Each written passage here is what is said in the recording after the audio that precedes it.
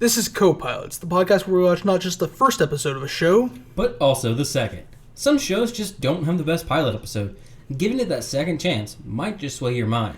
Here, we take that chance for you and let you know our opinions on if it deserves more than just one shot. I'm Justice. Alongside me is my co-pilot, Josh. Now, let's get ready for takeoff. Listeners, beware. You're in for a scare. Because this week, your in-fright entertainment will be Goosebumps.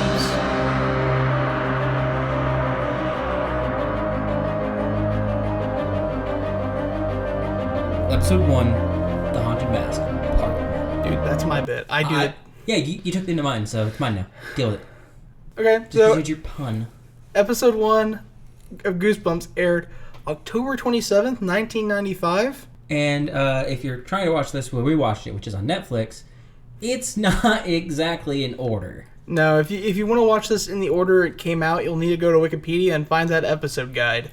Yeah. I mean, it's probably also on IMDb. I think IMDb has episode guides. Probably, yes. Now, also something special about the show, if it had come out 2 years later, it would have come out on your birthday, October 27th. Yeah. Happy early birthday, Justice. I mean, yeah, sure. It's quite a bit early in this case. Anyways, before we actually get into the show, I'm sure most people know what Goosebumps is. Yeah, I mean, it's had 2 movies come out recently, and back in 2010, there was a R.L. Stine's Haunting Hour, which I would assume saw a surge in people. Jack Black was in that Goosebumps movie, right? He was in both, if I'm correct. I love Jack Black, but that first movie was garbo. I didn't watch it. It was pretty garbage. Yeah, I didn't think it looked good. But for anybody who is not aware, before Goosebumps were a movie, and before it was a TV show, there were a lot of books. Were a lot of books by a man named R.L. Stine. Robert, I don't remember his middle name, Stine. I'm going to go Lewis. It's like Leonard, I think. I don't know. But R.L. Stine is a massively prolific writer. He's written over 400 novels. Yes. And a lot of them are these shorter books, like these Goosebumps books. They're probably just shy of 150 pages or so. Yeah, targeted towards children. Or, yeah, children, teenagers. And he writes a lot of horror. Yeah. Horror in quotations. Arguably, it's kind of campy horror, but it's still enjoyable. I read through a lot of those books. It's been, I was going to say just recently, but it's been months now. Listened to a story he did on Audible where he was the narrator. Ooh, nice. Called Camp Red Moon. Very nice. It was an Audible original. It was actually really good. Given that it was aimed for children and teenagers. Yeah. I was just feeling nostalgic, and I was like, this is free. Always a nice thing. Free is good. On to the TV show itself. The TV show is actually based off those books. Yes. You have 1 or 2 episodes depending on the book. Mm-hmm. And it's just that book as a show. Yeah, which is pretty cool. It's a pretty cool adaptation because R.L. Stine was kind of directly involved with most of these episodes. So, they're pretty accurate to the books. Honestly, it always struck me as a children's version of Tales from the Crypt. Yeah, kind of, yeah. Instead of the Crypt Keeper, though, we had R.L. Stine introducing us to our content. Honestly, though, when I was a very small child, like 4 or 5 years old, this show, legitimately gave me nightmares. And not just gave me nightmares, but made it hard for me to sleep at night. And I was talking about this with you earlier. I don't think it was the show specifically, but that intro music... That intro music is amazing. It's so good, but, it is, written to be scary. It's tension building, and, It is. It's wonderfully done, and I love it. I always have. It's I never amazing. really got nightmares from the music or from the show. For me, it was always more interactive things, like video games and such, that got to me. But I still enjoyed the show. I watched it all the time. Yeah, so that actually brings us to the opening, which is that classic Goosebumps music. I'm not going to put it in the podcast because if we ever monetize anything... That would be an issue. But I will link to the Goosebumps theme in the show notes if anybody wants to listen to it, either for nostalgia's sake or because... You haven't heard it. You honestly haven't heard it. That said, the opening starts with a man holding a briefcase. Says R.L. Stine on it. And the latch breaks and the pages blow all across the town. Yes. And then the word Goosebumps come onto the screen. And we follow the G across multiple different scenes where we see several things all... It's so campy and so cheesy. It is, and I love it. I love every moment of it. The G slides past this dog just laying on the porch, and after the G is off the screen, this dog's eyes just glow yellow for no reason. A really, really obvious yellow, because the show's from the mid-90s. It's not going to have the best effects. It also definitely wasn't the highest budget show out there. Yeah. But after we get through this admittedly cheesy and campy intro, we actually have R.L. Stine open the show. Yeah. I would like to say something real quick before we actually get into the meat of the show. Mm-hmm. So normally when we review a show, it's a show we haven't seen before. Yeah, that's fair. This one we both have seen, and I've not seen these episodes, though. Yeah, I don't think I've ever seen The Haunted Mask. If I did, it was a really, really long time ago, and I don't remember it. I just thought I'd throw that out there for posterity's sake. Yes, we have seen the show before. I can honestly say I don't actually remember any specific episode I've seen. I don't remember any specific show. If I remember something about the show, it's not from the show, it's from the books. Yeah, and it's... The thing I remember most from the show is that opening theme. I even forgot... That R.L. Stine introduced the show, right? Yeah, I forgot that's how it opened. Yeah. And it's great. It is. It really is. And he seems very genuine here. I mean, I think he is, in general, just a genuine guy. You don't write 400 books and, not enjoy what you do. Yeah, very much so. Anyways, yeah, the first episode opens with R.L. Stine, and he basically summarizes the plot of the show. Yeah, he gives a synopsis overall. The story is about a young girl who comes across a haunted mask, and she can only overcome the power of the mask with the power of love and friendship. Yes. I don't remember, because it's been so long, if it's different for every episode, but when he does open this one, we start with the camera going across several, actually dozens of horror masks. Mm-hmm. And I don't remember if they dress that set differently for each intro. I think they do. I think they use setting pieces from that episode. That'd be cool, but I don't know. I don't remember if they do or not. It's been long. And he ends the intro with the now famous "Viewers beware." You're in for a scare. Which we kind of co-opted for the start of the episode. In case you didn't notice. Yeah. In which case, I assume you skip past our intros, which honestly works most of the time, but occasionally we change it up, guys. Yeah, I think this episode and the last episode had different intros now. Yeah, I think so. And maybe the one before that? You never know what we're going to do. We're experimenting. It's like we're only 11 episodes into the show. Oh, shit, really? Only 11? I mean, not counting the interstitials in between. Oh, okay, yeah, that makes sense. Yep, so the show proper opens on a couple teenage girls walking down the street at night, which, to be honest, that was so weird to me because it's such a poorly lit street. Yeah. And they're just hanging out walking down the street. I guess the argument is it's the 90s, it was a different time, but it wasn't that fucking different. I mean, it was 25 years ago. It was actually very different. Okay, when I mean it wasn't that different, I mean it wasn't that different from when I was a kid. No one would have let me fucking go outside at night like that by myself. Not without at least a teenager with me. Yeah, I mean, these are both 13, 14-year-old girls, but... Yeah, I still don't think anyone would have let me out. It struck me as weird, that's all I'm saying. Yeah. But they come across a novelty shop that's new in town. Literally, the store is just vaguely named Novelty Shop. It's amazing. But... And it's clearly just a mask shop. Yeah, they comment that it's just in time for Halloween, so that sets the time for the episode. We also get the main character's name here. Her name is Carly Beth. Yes. And they refer to her as Carly Beth throughout the entire episode. They never drop the second name. It's always Carly Beth. Which, I can actually appreciate. If you're going to go for it, go for it. That's fair, yeah. Apparently they're out so late, though, because they're looking for a pumpkin because Carly Beth needs one. Yes. And her friend is complaining that she hasn't already grabbed one because it's so close to Halloween already. Yeah, and honestly, her friend's right. Have you ever tried to get it a good pumpkin, the week before Halloween? Yeah, it's kind of impossible. So as they're walking off, we see a creepy man staring at them from inside the window of the novelty shop. And no, that's after the pumpkin patch. No, you're right. No, it's before they get to the pumpkin patch. You're right. It's actually before and after. Yes. Yep. It is. My bad. So they walk off. We see a creepy man. He has some weird stuff going on in his face. Not a lot, just a bit above the right side of his mouth, I think, or the left. Yeah, something. It looks kind of like some acne scars. I thought it looked kind of like a really weird burn. Yeah, that too. I can see that. Yeah. So they're out in this pumpkin patch, and Carly hears someone breathing and maybe some footsteps, and she gets creeped out. So she's busy looking around, and her friend Sabrina decides it's the perfect time to scare her. This is also when we get Carly's friend's name, Sabrina. Like you said, Sabrina decides this is the perfect time to scare Carly, and she just jump scares her. And Carly just jumps and screams and complains. Yep. So after that, though, Carly reaches down to pick up a pumpkin. Because she's finally found that perfect one. Because for some reason, all these pumpkins are bad. It's almost like you waited really late in the season to go grab a pumpkin. I think it's like 2 nights before Halloween. Yeah, that sounds right. Like, that's the kind of the timeline I got here. Assuming they are trick-or-treating when they trick-or-treat exactly on Halloween. Yeah, which was kind of more of a thing. Yeah. No, it was definitely more of a thing. It was like, oh, who gives a shit? It's a school night. We're going trick-or-treating. Anyways, now it's like, this neighborhood has scheduled trick-or-treating on the 20th. This one has scheduled trick-or-treating on the 23rd between the hours of 4 p.m. and 8 p.m. Okay, I'm going to go off on a I'm so old rant here.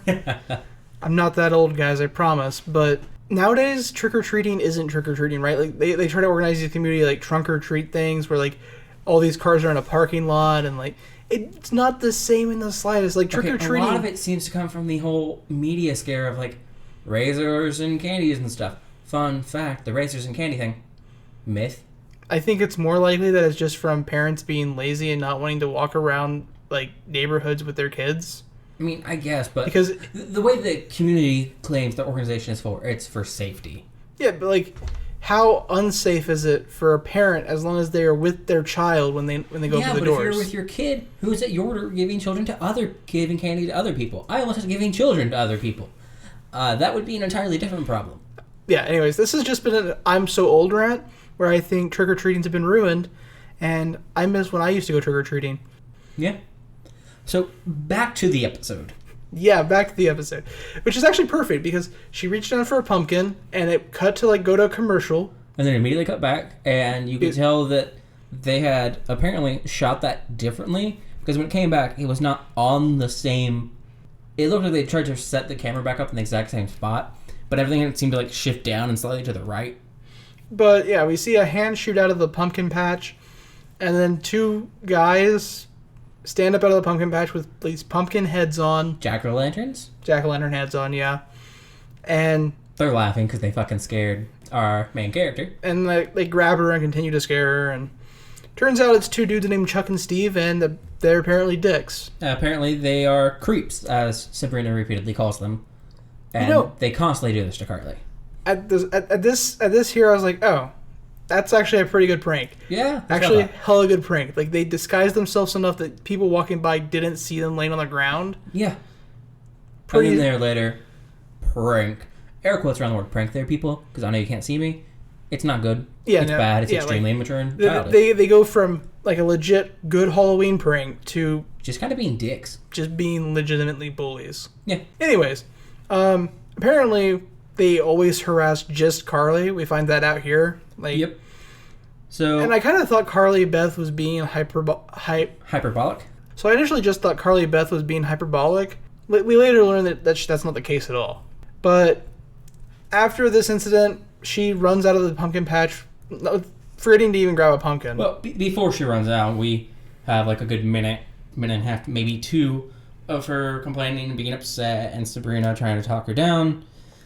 She's questioning why they always do it to her, and her friend's just like, "You're so easy to scare, and that's why." That's canonized within the show within the first 10 minutes. Yeah. So before she runs off, she says, "Maybe they'll learn what it's like," something along those lines, and then she runs off without grabbing a pumpkin. Without grabbing a pumpkin, yep. And we see our creepy shopkeeper owner guy still staring at them, just staring at them, which makes me question because. We got to him staring, like, the moment she runs off the pumpkin patch. Mm-hmm. But when they got to the pumpkin patch, we'd seen them walking and talking for, like, a good minute. And there was no pumpkin patch directly near any of that shop. The pumpkin patch is directly across from the shop. Is it? Mm-hmm. So is the graveyard. What? This town doesn't make sense. Okay. I guess. I like how shocked you are by the fact that a town... I didn't notice that, okay? In a 90s show that is essentially one-shot episodes doesn't make sense. Do you think they plotted this out for like an 11-season arc? Like, this is where the graveyard is. You don't have to worry so much about continuity in a short... Because it should just be easy. You're not going back to things a lot. You shouldn't have to worry about... Wait a minute, that doesn't make sense. Because you should just be able to go, obviously they go here, and then they go past that place, not... Well, what if the pumpkin patch and the cemetery were the same place? I mean, they're right next to each other, from what I can tell. I don't know, man. Anyways, creepy guy stares at her. Carly Beth gets home, and her mom seems a little overprotective in general. Yeah, that's true. But also her mom seems a little weird because she made this sculpture out of plaster Paris, which we had a bit of a talk about. It's like a full bust, which doesn't feel like something you would make out of plaster of Paris entirely to me. It's not just a bust, though. It's a bust of her daughter's head. And it's painted. And it's painted, yeah. It's a little... Creepy? Little weird. Yeah, a little creepy. And she, like, sets it up, and I think it was in their fucking living room. She yeah, like puts on it the mantle. On the mantle in their living room. And Carly comments about how it's weird, but... She also, like, is clearly so freaked out because she claims the mask smiled at her. Yeah. Here's the thing, though. After her mom leaves the room, and she gets ready to turn around to go upstairs, that thing literally smiles. Yeah. Okay, cool. But her mom also was like, hey, I made that duck costume you wanted for Halloween. And Carly's just confused. She's like, what duck costume? Well, we were at the mall and you saw a duck. And I was like, that might be fun to go as for Halloween. It's one of those things where you make a passive comment to a parent. And they're just like... Passing comment? A passing comment to a parent. And they're just like, oh, they must really want that. And then you get fucking stuck with shit you've never wanted in life. So, her mom made her this duck costume. And she tells her to go upstairs and try it on because she left it on her bed. And it'll be cute. And Carly's like, I don't want to be cute for Halloween. I want to be scary. Which, TBF, same. Also, I mean, the duck costume wasn't that cute. It was better than I thought it would be. Anyways, Carly Beth gets upstairs to her room, and she hears something in her room going, whack, whack.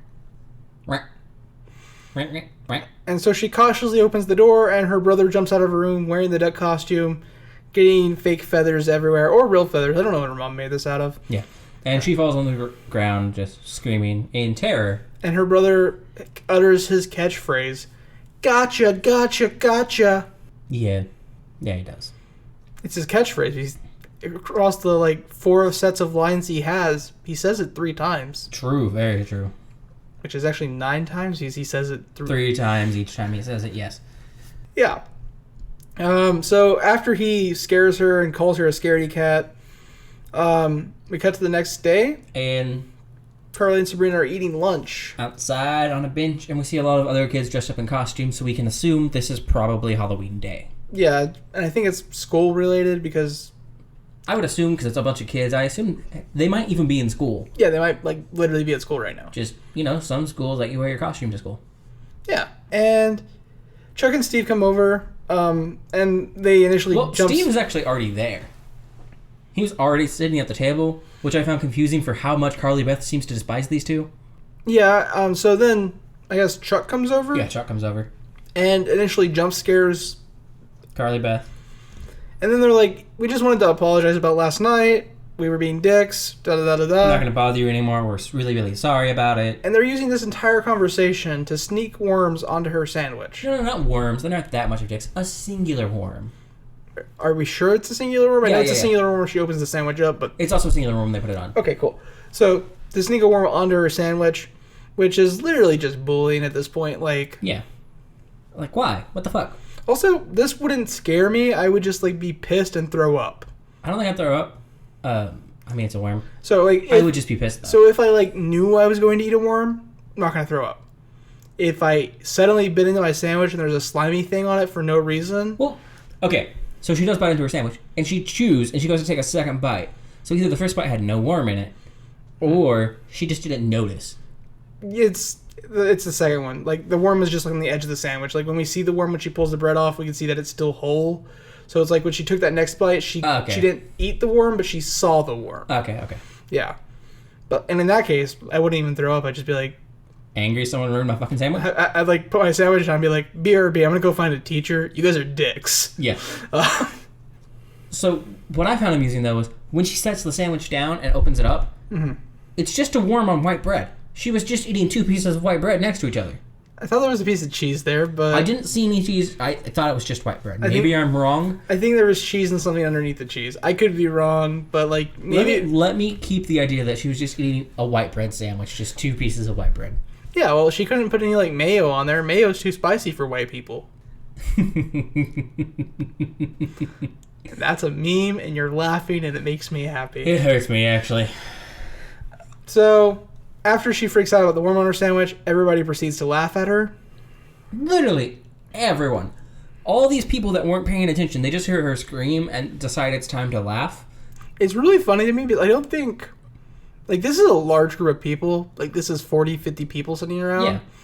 I don't think, outside of, like, a comedy show or, like, a movie or something, I've ever seen 40 or 50 people be like, haha, that person, haha, laugh at them. Because some people are like, oh, no, that poor person. Like, right? And none of the, like, there's no way all of these people know the context of why she screamed. Yeah, no, 100%. Sabrina's literally the only person there not laughing at her. Yeah. So Carly gets upset, stands up, and runs away. Yeah. In tears. It seems like that's her pattern. Oh no, upset, run away. Yeah. So she gets home, she runs upstairs crying, and while crying, she destroys her duck costume. You forgot the part where she flops on her bed aggressively. And then picks up a magazine, looks at it for a second, sets it down. Yeah. Yeah. All I like to point out is, so apparently her mother can make things, but she can't make them well. Because she destroys it. It could have just had, like, a major seam along the back, and that's what she ripped. No, because she started at the arm. Okay, yeah. Which, the seam on the arm should be one of your stronger seams, and she just, like, rips that right off. Yep. So, And after that, she runs over her desk and grabs down this little wicker basket thing. And pulls out some money. Counts out $30, and she's like, that should be enough. And she heads to the novelty shop. Yes. So once she goes inside, she's just looking around like, wow, neat, cool. Masks. Yeah. She's obviously happy with the mask collection. The farthest extent we go to prove that this is more than just a mask shop, and it's actually a novelty store, is there's a rack with sunglasses on it. That's the only thing that's not masks. Sunglasses are masks. I mean, they're eye masks. But she eventually runs into the creepy man from earlier, who we find out is the storekeeper. I mean, which was kind of obvious earlier, but... Well, she runs into him as a questionable terminology. She's looking at a mask, he turns around and yells, what are you doing here? And she gets scared, of course. Yeah, I mean... Basically, anytime she interacts with someone that isn't Sabrina or her mother, we see her get scared. Yeah. I mean, we only seen her interact with her mother once, and she also got scared there. But to be fair, her mother made a very creepy bust of her face. Yeah, that's understandably scary. Mm-hmm. And so, man was like, what are you doing here? I'm closed. And she's like, but I need a mask. So he goes to tell her no. Phone goes off. He's like, 5 minutes. Everything on the wall is for sale. Yep. And she browses the wall, and then she, like any responsible teenager, is like, hey, look, this door's open. I'm going to go here into the back room. Yeah. All while that's going on throughout her extensive browsing that doesn't matter, the man is on the phone call with a man named Ludkov. And having a very intriguing conversation. I really actually want to know what his entire conversation is about. I want to know what Ludkov was saying, because, the guy's talking about how Ludkov needs to wire Paraguay, because obviously they'll know. And he says something like, not that it hasn't been enough time, but that it has to be an exact certain amount of time. Yeah. We need those chemicals. I can't live without it. Something about, like, he says something like, Ludkov, it's all falling apart, or it's falling apart, or something. Yeah. And then Ludkov says something, and he's like, no, not one, I need two. Order two. And then Ludkov's trying to tell him something, he just keeps cutting him off. I don't care about the customers. Yeah, he says that multiple times. Yeah. And while he's doing this, Carly notices the door to the back room open, and goes into the back room, which is vaguely mad scientist-y. There's beakers. Blue bubbling liquid. Yeah. Orthomanal flasks. Yeah. And, like, there's a set of 6 masks sitting on stands in the back. Is it 6 or 7? 6. Okay. Sitting on the back wall, and just as she's about to grab one of them, the shopkeeper comes in and yells at her. It's greenish and has really sharpy teeth. Yeah, it kind of looks... Actually, the way I described it when we were watching it, if you've seen up to, like, season 3 of Buffy the Vampire Slayer... It looks like the Master. Yeah, it looks like the Master. With less skills. Yeah. But she goes to grab that mask, and the storekeeper interrupts her, and... He yells no. Yeah.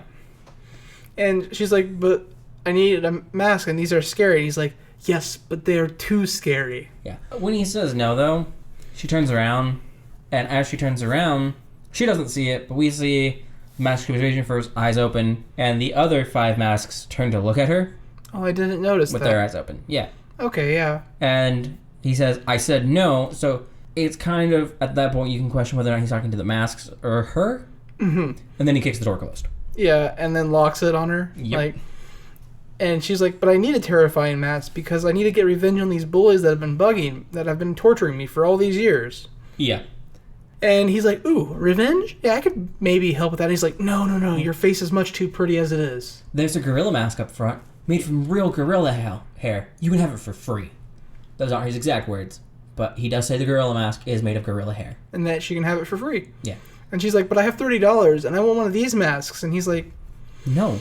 He thinks about it for a second and he's like, no. And he goes to kick her out and she's like, duck and weave under arm, grab mask, duck and weave back under arm, run out door. No. Throw cash. On the way out the door, she like takes the $30 and just throws it at him. Yeah. She's like, here's the money. Runs out the door. This is still theft. In case No, anybody's wondering, if somebody tells you, hey, that's not for sale. Yeah, hey, this isn't for sale, and then you go, I gave you money, it's mine. Like, if I walk into your house and I go, hey, you have a nice TV, I'm going to take this, here's $400, and you're like, that cost me $1,000, what are you doing? I'm like, it doesn't even matter the cost. You could offer $2,000. Yeah, here's $2,000, I'm taking your TV, and you'd be like, but I said no. Yeah. It's my TV. Obviously, it's still theft. So she gets outside, and she looks at the mask, she's like, what am I doing? So she turns around, looks at the store, and he's just closing the door, locking it, and putting up a close sign. He's like, nah, fuck you. Yeah. You saw the mask, you can deal with it. Like, as she runs out, he yells in, like, anguish. Yeah. But he really doesn't seem to care too much. So she heads home and decides to put on the mask. And while she has the mask on the first time, while she's kind of testing it out, it gets a little stuck. Yeah. And she freaks out a little bit. Well, we know it gets stuck because when she first puts it on, she looks in the mirror. Mm-hmm. She's talking about how she's going to scare Chuck and Steve. And then her little brother comes up and she scares him. Oh, yeah. And he's freaking out, begging her to take the mask off. And at that point, it's also so questionable whether or not she's just fucking with her little brother. Because she's saying, I can't get it off. And then she pulls it off. Yeah. And then her brother's like, how did you change your voice? That was the scariest part. And the weird part is, it's still obviously her voice, right? Like, it's not like she's... It's just more high-pitched and scratchy.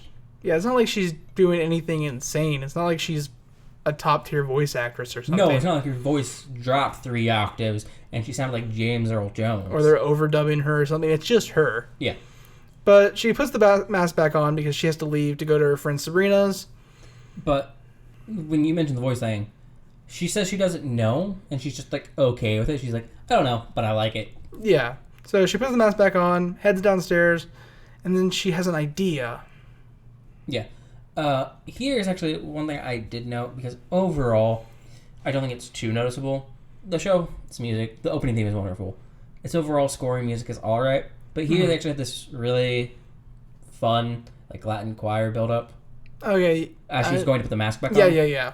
It was a nice bit. It was the only point with the music, like, felt like it was really helped shape the show, though. Mm-hmm.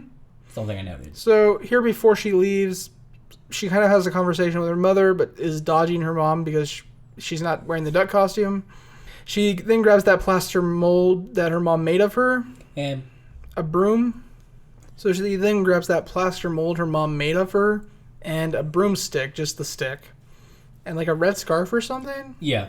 And she puts the sculpture on the stick and the red cloth underneath it, so it looks like blood. Yeah, and it's just kind of like, this is my head on a pike, I'm now a demon lady. Yeah. Don't get me wrong, it's kind of inventive for like off the top of the head thing. It doesn't look super realistic, but it's a good attempt and kind of neat. So Carly meets up with her friend Sabrina, and Sabrina's impressed by the mask and impressed by the sculpture. Yeah. The entire way to Sabrina's house, though, she's like scaring people for no fucking reason, just kind of being a general nuisance. Yep. And specifically Sabrina's like, man, that sculpture looks so real. Audience, passengers, I want to let you know that sculpture does not look real in the slightest. No, it doesn't. It looks like just a mannequin head. Yeah. Like one of the detailed mannequin heads, but a mannequin head. So then Sabrina touches the mask as they're walking, and she's like, it feels so real. It feels like real skin. It's kind of warm, though. It's creepy. Is it made of real skin? And Carla's like, maybe. So Sabrina's freaking out and tells her to take it off. And then Carly starts freaking out and yelling, "Shut up, shut up, shut up," And she drops her head on a stick onto the pavement. and grabs her friend and starts shaking her. Yes. The shaking is questionable at the end of this episode because it's hard to tell. We just get a close-up of Carly in the mask, and she's just, like, shaking her own head back and forth. And moving her arms, yeah. It looks like she might be having a seizure inside the mask. Yeah. And that's the end of the first episode. Yes. What's your takes on this first episode? Well, of course, I definitely love the opening theme. It's absolutely wonderful. I did like that one highlight with the music. Other than that, the music doesn't really do anything, though. The acting isn't great, obviously. It's just children actors, basically. It's not the worst children actors I've seen. Then again, they haven't had to do a lot of emoting, other than Carly Beth, which her emotion has been to scream and to cry. Yeah. So, I don't really know. Sabrina comes across as kind of unfeeling, but I don't know. And then Chuck and Steve are just dicks, which isn't, it's not hard to act like a dick. I do it all the time. Wait, I'm not an actor. I am a dick. Other than that, so far it's not a bad show, and it's a pretty good horror show targeting children. Like, it's not overly scary. It's not too weird. It has, like, enough, I think, suspense to keep a young child kind of intrigued, and some funny moments, but it's not something I would be watching. Then again, I'm in my 20s. I don't think I'm the target audience of the show. Yeah, that's fair. For me, like you said, the acting's not the best, but mostly it's children actors, so a little bit of leeway there. The real thing for me is the show was filmed in Canada, and obviously they hired local actors for this for the most part. And I have nothing against Canadian accents in general, but there's one thing Canadians say, and some Brits say it this way too, and it just kills me every time. Like, it physically hurts me to hear it. Sorry. What's so bad with that? I don't know. It hurts. Instead of sorry, It's sorry. What's wrong with sorry? I think it's because, like, the rest of the accent, especially for a lot of Canadians, a lot of their accent doesn't, like, Change the vowel function that much? yeah, they still sound mostly American in quotation marks. Their accent's similar. Yeah. But sorry is just so different, and, like, it jars me from the show, especially in a show where there's nothing about the show that makes me think it's set in Canada or anything. Yeah. So the sorry coming out of nowhere just...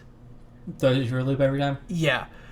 Other than that, though, the show, it's a little campy, and that's probably mostly from it being made in the mid-90s. It's made in the mid-90s, and it's also targeted to children. Of course, it's going to be campy.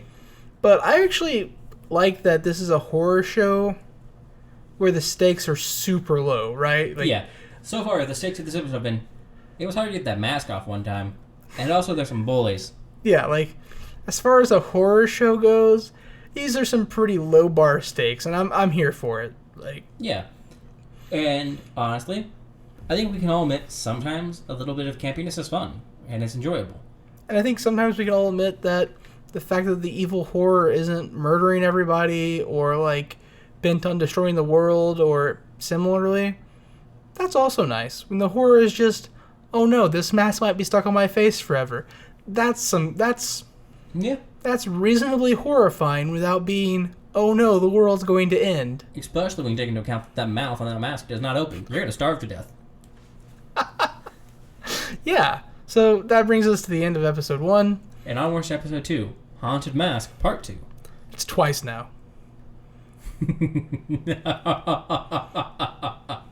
Episode titles are mine. You're on thin ice.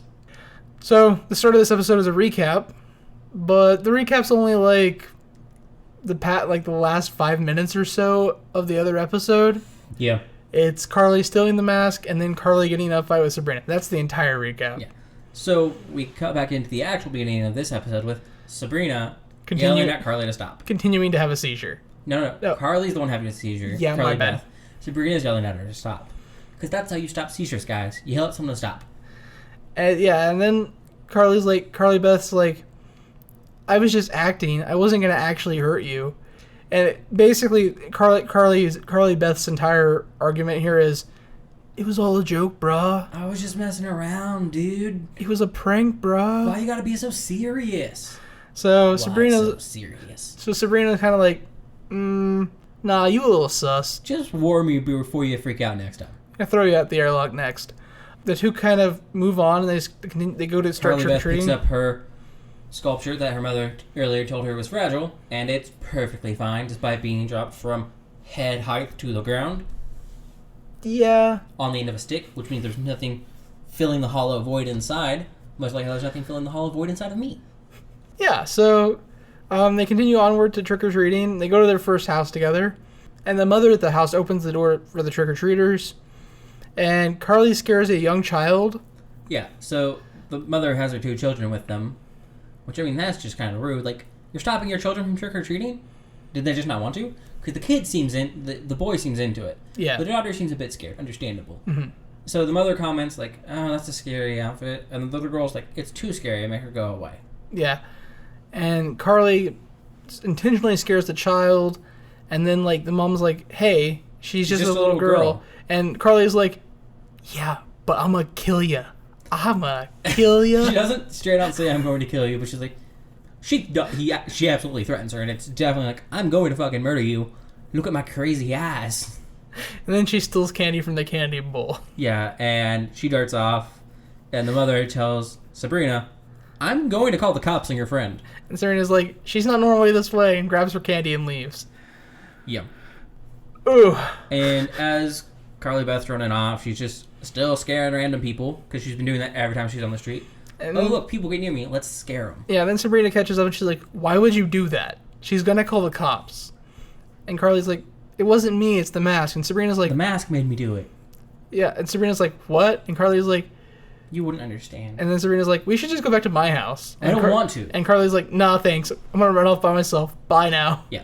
So then we cut to Chuck and Steve, who are both dressed as pirates. And they're outside a cemetery, kind of like looking at the amount of candy they got. No. Not outside the cemetery, they're not. Not to begin with, they're fake sword fighting. Oh, yeah, that's fair. And then they're talking about how much candy they got. And then they go inside the cemetery, and we're done with them. Yeah. They go on the side of the cemetery because, quote unquote, because it's Halloween. Yep. So we cut back, and it's just Carly Beth running around, fucking up decorations and scaring kids. Legitimately just being a menace. Yes, and then we go back to Chuck and Steve. Yep, they're in the graveyard, and now they're sorting their candy. On top of tombstones. Ooh, spooky. And there's dead people there. Chuck is kind of ignoring Steve. Yeah, Steve is just going on and on about candy and stuff, and how it's creepy to be in a graveyard. And then Chuck's like, wait, what's that? I hear something. And Steve kind of starts looking around, and Chuck pulls a really, really bad skull mask on. Yeah, and when Steve turns back around, jump scares Steve. So Steve's upset. Yeah. However, while they're in the graveyard, Carly finds them and decides... she hears Steve scream. And decides it's time for her to scare them. And starts sneaking up on them. Yeah. So they're back to sorting candy, and then Chuck's like, I hear something. And she's like, no, you don't. Steve's like, nah, dude, I'm not falling for this twice in like 10 minutes. And then immediately buys into it when Chuck goes, I'm serious. In the same tone of voice, he didn't actually drop his voice and go, I'm serious. He's like, the first time, I hear something. I'm not going to fall for that again. No, I'm serious. I hear something. To be fair, this trick has definitely worked for me in Among Us. You just repeat the same thing until someone believes you? I don't know, you're kind of sus. No, I'm serious this time, guys. Yeah. I don't know why that works, but it does. Oh, God. In case you guys don't know what Among Us is, check it out. It's free to play on your phone. Yeah. So, you just kind of see them, like, looking around kind of scared, and then, boom, Carly Beth in her mask shows up. Yep, and they're kind of freaked out, but they really quickly catch on that it's Carly. Well, they just quickly catch on that it's someone. Yeah. Because they ask, do we know you? Yeah, and then they catch on that it's Carly. They don't ever really seem to catch on that it's Carly. No, they specifically ask Carly Beth, and she's like, she doesn't deny that. She says, this is my head, talking about, yeah, no. I thought they were referring to the head because it was leaning in the shadows and then she leaned it forward. No, she specifically kind of confirms that it is Carly Beth, but, like, she talks about herself in a third person. I don't know, man. It's weird. Yeah. It's not well done. This is probably the worst done scene. Yeah. So, then, no, because, like, yeah, they know it's Carly because then she's, like, forces them to apologize to Carly, but only to the plaster head of Carly, not to her. Yeah. And they look legitimately scared and upset, which is why I wasn't entirely sure that they knew it was Carly. Yeah, they want to know how she's changing her voice. I mean, she just continues to demand that they apologize to the head on the pike. And then they say that the only reason why they harassed her is because they liked her. Terrible excuse. Also, why would they both be harassing her? Like, They both like her. no, I get that, but like typically, like, not No, don't worry about it. okay. It's bad. It's a horrible reason. Yeah. So they finally do apologize to the plaster head, and when they do, the plaster head goes, "Help me. Please help me, You're my only hope." Chuck and Steve. It doesn't say that. I was Star And Wars. then they set off an entire adventure across the galaxy, rounding up people and taking this information to need-to-know individuals, all to fight the evil Carly Beth and her forces. Star Wars. So after the head on the pike speaks, they freak out and run off appropriately. Yeah. Like, And Carly Beth freaks out and drops said head on a pike. yeah, she's kind of surprised too, and like she drops it, and then she starts digging a hole to bury the. No, the moment they're off, it's great. She starts jumping up and down, clapping her hands, making the weird grunting sounds she's made the entire time, and screeches and howls. Yeah, she literally throws her head back and howls. Yes. And then she grabs the head to go bury it. And as she buries it, she says, "Goodbye, scaredy cat," and then continues to do the hooting and howling. The creepy laughs and noises, and cartwheels the fuck away. It's so good. She Legitimately literally cartwheels the fuck away. cartwheels out of frame. Yep, which is amazing. That's amazing. Yeah. Carly then runs back into Sabrina, and Sabrina's like, "What'd you do with the?" Where have you been? I got lost. Why are your hands dirty? I fell in mud. What'd you do with the sculpture? I got rid of it.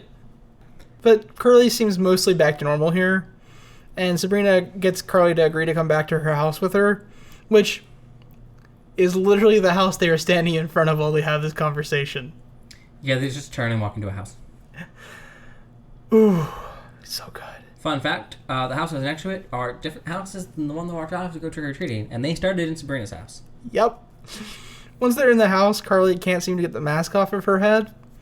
They two begin to try working to get the mask off together, but they can't. And Sabrina says, it's going to be really dumb if we have to call the fire department to cut it off. Yeah, and then Carly kind of starts panicking and like grabs the knife to try to cut it off herself before Sabrina stops her. But then Sabrina's kind of looking at the mask and notices that where like the neck fold should be that you would like tuck under your shirt or the upper part of your costume, there's no like neck folds. Like it just goes melted into skin. Yeah, melted right into her skin. So Carly runs to check the mirror, sees it for herself, and then notices the eyes on the mask aren't her eyes. And she freaks out and runs off again. Yep. When she's outside of Sabrina's house, a girl dressed as a witch looks at her and goes, "What are you supposed to be?" And then she has an identity crisis. Supposed to be me, but I'm not. I'm supposed to be me, but I'm not. And then she runs off again because Carly is nothing if not good at running off. She is consistent. You know? Yeah, her character is consistent. Something bad happens, run off. Something bad happens, run off. I don't know if it's a actual good life strategy, but It's consistent life strategy. yeah. So she runs off and she goes to the store. Yeah, the store where she got the mask from. And our creepy man number one, only creepy man, opens the door and says he's been expecting her. And then she begs him to help her get the mask off. Yeah. He's like, "I can't help you take the mask off because it's not a mask." It's a real face. She's wearing a real face, guys. So they were right. It was made of skin. Yeah. So the following, like, 5 minutes or so totally makes almost zero sense. Yeah.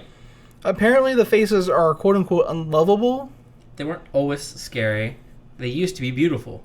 Yep. And because she loved this mask, she now can't take it off. Yeah. Because the masks just want to be loved. He calls them the unloved. And he says that no matter what he's tried to stop it, they just become ugly.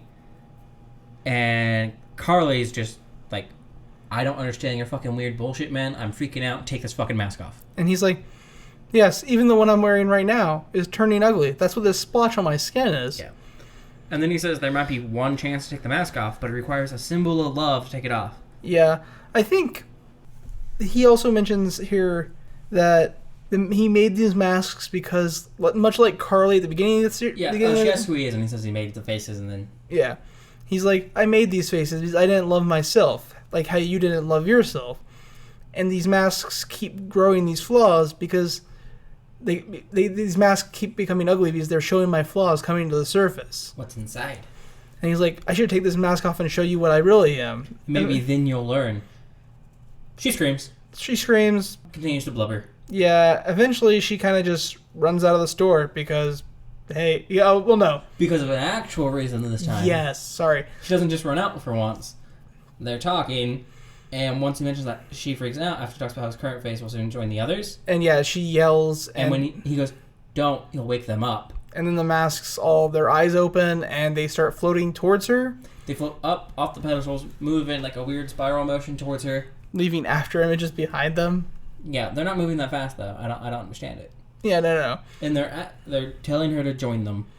So she fucking runs away when she doesn't run away initially. She just stares at them and he goes, run. Run! Yep. And whatever he was going to do to slow them down. Does nothing. Because we see her get stopped at the front door because it's locked. And I don't know what they're doing because it just has a chain on it and a deadbolt. Yeah. And then the normal doorknob, which he didn't lock. Mm-hmm.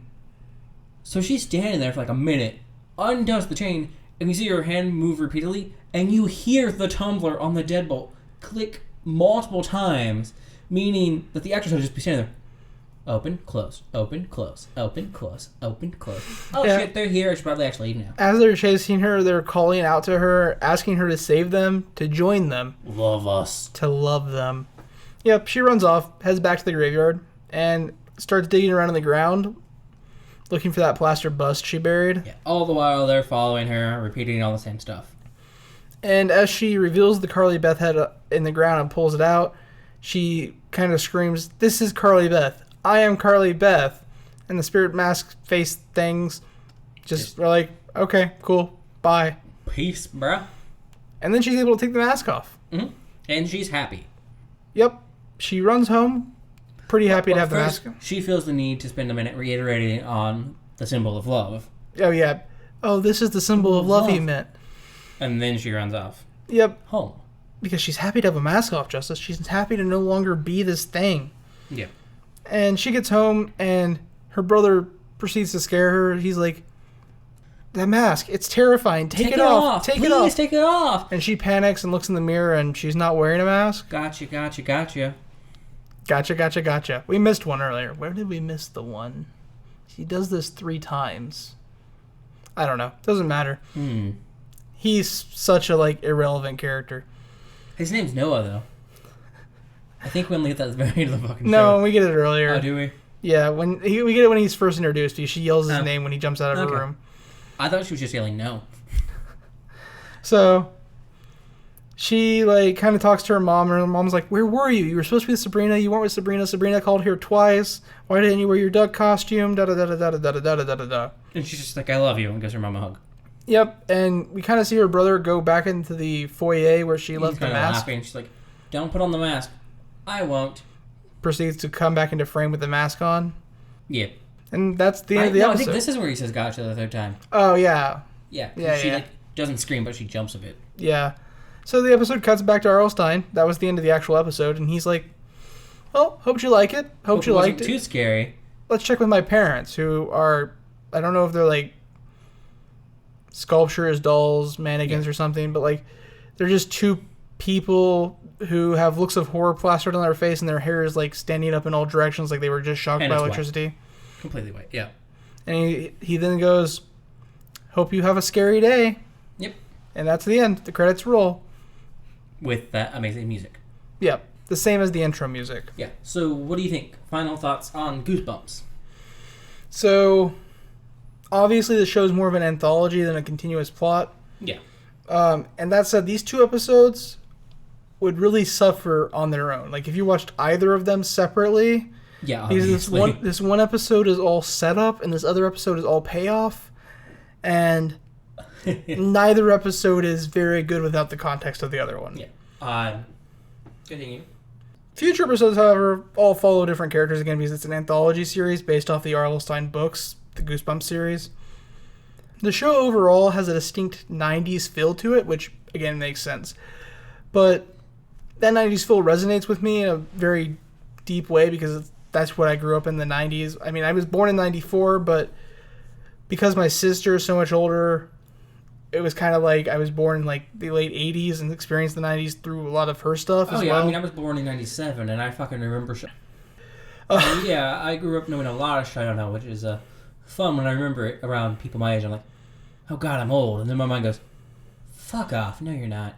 So the show like brings back a lot of nostalgia, and for me it brings back like memories because I literally only watched this show when I was at our grandmother's. Because she loved horror stuff. Yeah, and like that was the only place like I was able to watch the show because our mother was like weird about some things, and then suddenly not. Yeah. Very inconsistent on that. Overall, the show is honestly probably not worth watching. Like, I hate to say it because I do have good memories of Goosebumps, but it's probably not worth watching unless you have a similar nostalgic connection to this stuff. Or you just like the Goosebumps books. If you like the books and you're like, I wonder what that looks like on screen. Yeah. It might be worth checking out. I know I'm not going to watch this whole series, but I do know I'm going to go find Say Cheese and Die and fucking watch that episode because Say Cheese and Die is such a good book. We have a copy of that book somewhere in this apartment. Somewhere, yeah. But yeah, so unless you're like feeling for 90s nostalgia or were a super fan of Goosebumps, probably not really worth watching. Yeah. So, in my opinion, yeah, I agree. The show overall isn't the greatest. I honestly think the largest detractor from the show is the fact that because of the books and the content they're from, all of our main characters almost always, and every important character is almost always a child. Yeah.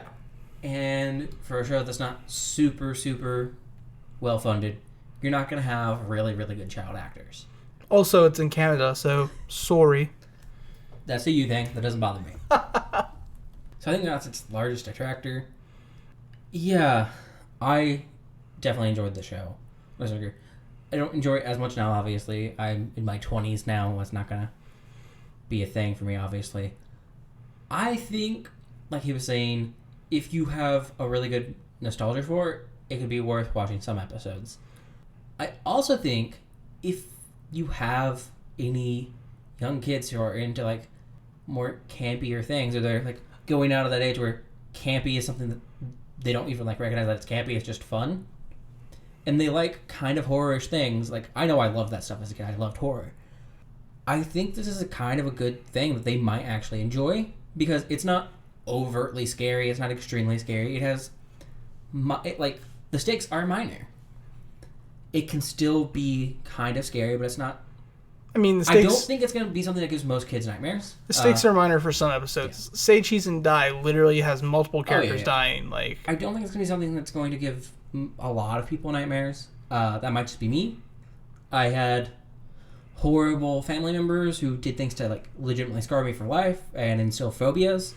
How's that clown phobia coming? I'm over it. I'm good now. Only took 17 years of my life. He, like most children that were exposed to the movie It at a young age, that came to fear Pennywise and all clowns. That, and I had family members that found a small doll that looked exactly like Pennywise and used that to terrify me by placing it all over. I don't remember this, but... That was a thing. Okay. Ask her sister, she remembers. It was like Elf on a Shelf, but the horror version. I suppressed a lot of memories from my childhood. But, yeah, I kind of agree with you, and I was initially writing something similar to that in my final thoughts, but I think there's a big issue with suggesting this to children of today. Because it's from 25 years ago? Yeah, the dissonance is... that is the biggest problem I can see. The dissonance is very large. Like, I don't want to... Like, Say Cheese and Die doesn't make sense in a world where we have smartphones. It makes a lot less sense in a world where we have smartphones. True. That is the biggest issue that I can see. I don't know if it's going to be much of a problem for an extremely young individual, like maybe 5 or 6. Yeah, but when I was 4 7. and 5, I was getting nightmares. Again, I think mostly from the music, though. Yeah, like I said, honestly, if you're a parent, that is your job. Like, are your kids easily scared of something? Maybe if you are interested in having your kid watch this, or your kid is interested in watching it, start with an episode that you, as a parent, have watched first, so you can vet things. I will specifically say the shows weren't really what scared me. I can pinpoint numerous songs that gave me nightmares versus more media. Like 1, 2. Well, no, for like for you. There's an Alice Cooper track that used to give me nightmares. You used to be terrified of Pink Floyd's The Wall. No, it's a Pink Floyd song, not a Cooper song. It's the one where they're in an asylum. Crazy, maybe? I don't know if that's the name of the track. That song used to give me nightmares. The opening theme for this. X-Files never gave me nightmares, but that opening theme, like, legit scared me as a kid. So, like, I was more scared of music than I was, like, the show. So Yeah. So I think it's something that could work. Know your kids.